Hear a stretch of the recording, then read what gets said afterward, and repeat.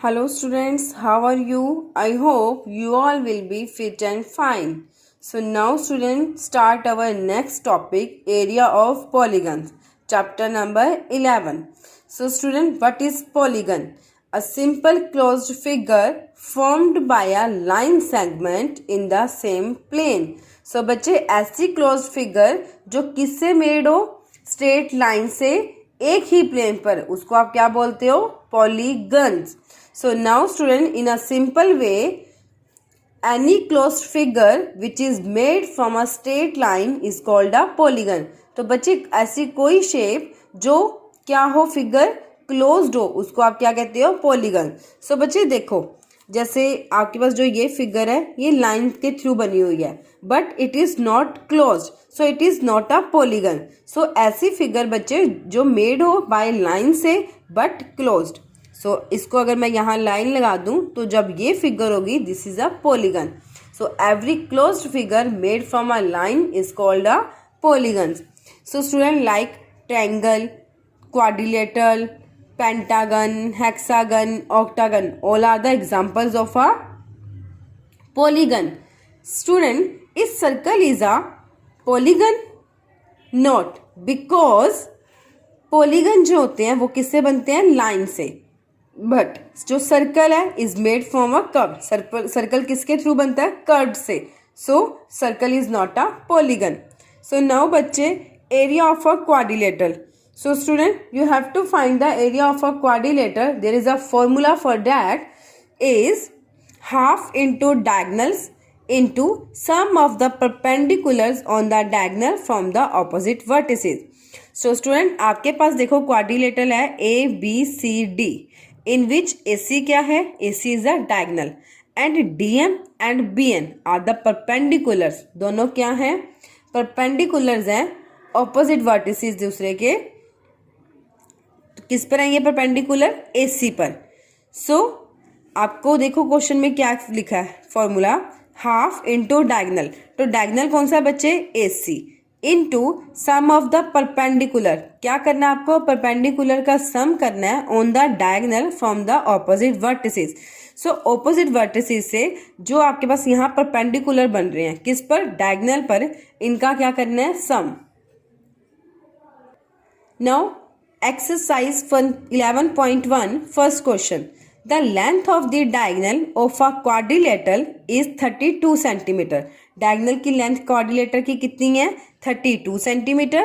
if the perpendicular drawn to it, अगर इसमें perpendicular draw किए जाते हैं from the opposite vertices से. सो ऑपोजिट बच्चे वर्टिसेस से आपको क्या ड्रॉ करना है? परपेंडिकुलर. देखो ए बी सी डी एक ट्रेपेजियम है जिसमें AC क्या है? डायगनल. तो AC की लेंथ हमें गिवन है डायगनल की 32 सेंटीमीटर. नेक्स्ट अब वो क्या कह रहा है कि ऑपोजिट वर्टिसेस से दोनों के क्या है? परपेंडिकुलर ड्रॉ हो रहा है. सो परपेंडिकुलर लिया मैंने B से N एंड D से M. तो इनकी लेंथ कितनी है?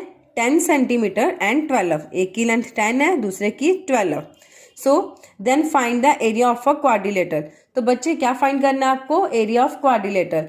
You know the formula of a find the area of a quadrilateral is half into diagonal into sum of the perpendicular on the diagonal of the opposite vertices. So student, diagonal AC की length कितनी है? 32 centimetre. DM आपके पास क्या है? Perpendicular है. बच्चे इसको आप परपेंडिकुलर बोलते हो ऐसे, जैसे T देता है ना, T का ऑपोजिट उल्टा कर दें तो इस वाली शेप को आप क्या बोलते हो? परपेंडिकुलर.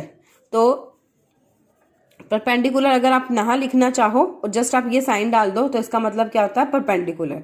सो BM क्या है? परपेंडिकुलर है, is equal to 10 centimetre and BM क्या है? वेट बच्चे, BN.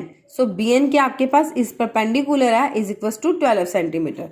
So area of quadrilateral is equal to half into diagonal into sum of a perpendicular on the diagonal from the opposite vertices. So बच्चे half into, अब diagonal की length कितनी है? AC की 32 into sum of perpendicular. Perpendicular कौन कौन से हैं? देखो 10 सेंटीमीटर DM और BN कितना है? 12 सेंटीमीटर. तो इन दोनों का क्या करना है आपको? सम. सो 10 plus 12 So this is equals to 1/2 into 32 into 10 plus 12 is 22. So 2 divided 32 on a 16.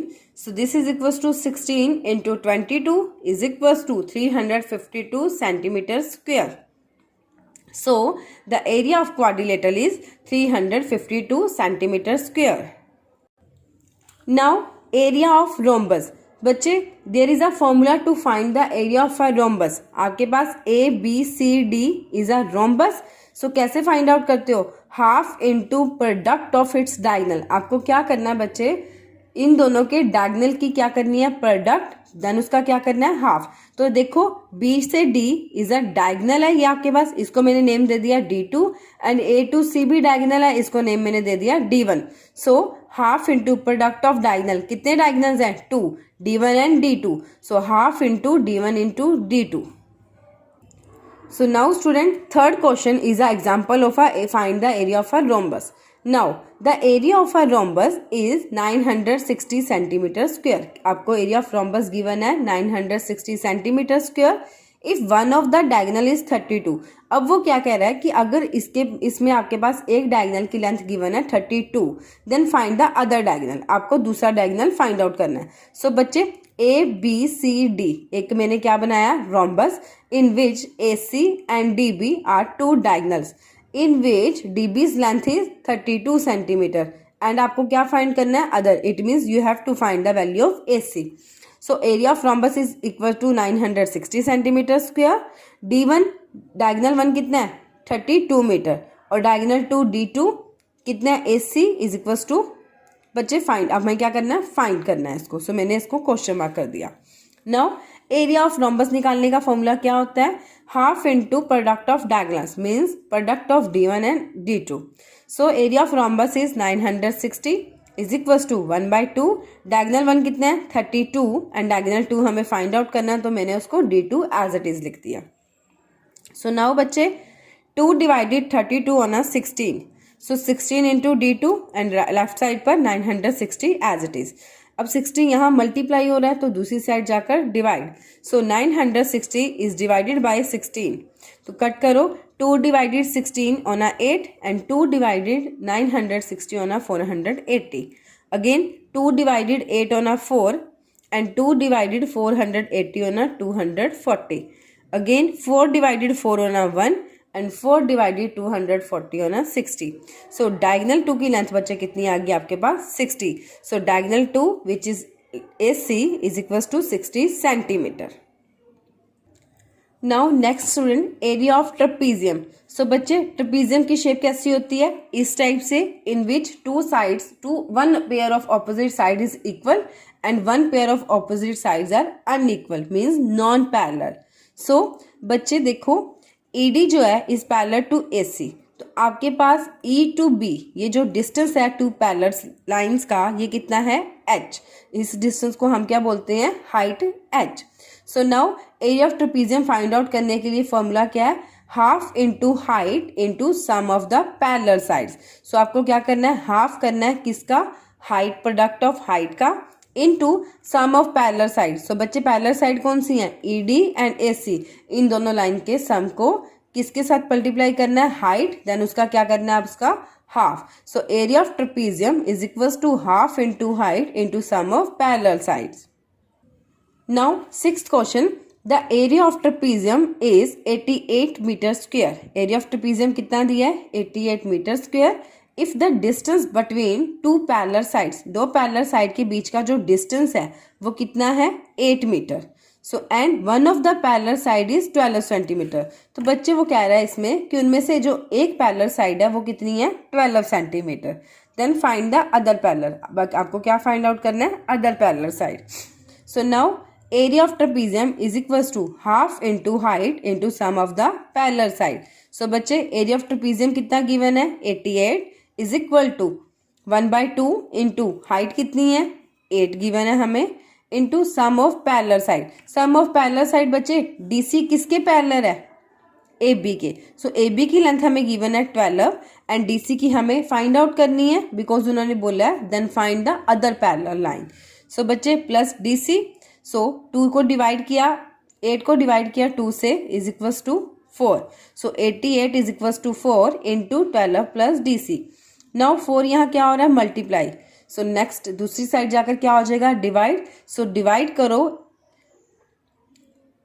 88 को 4 से. सो 4 डिवाइडेड 88 होना 22 is equals to 12 plus DC.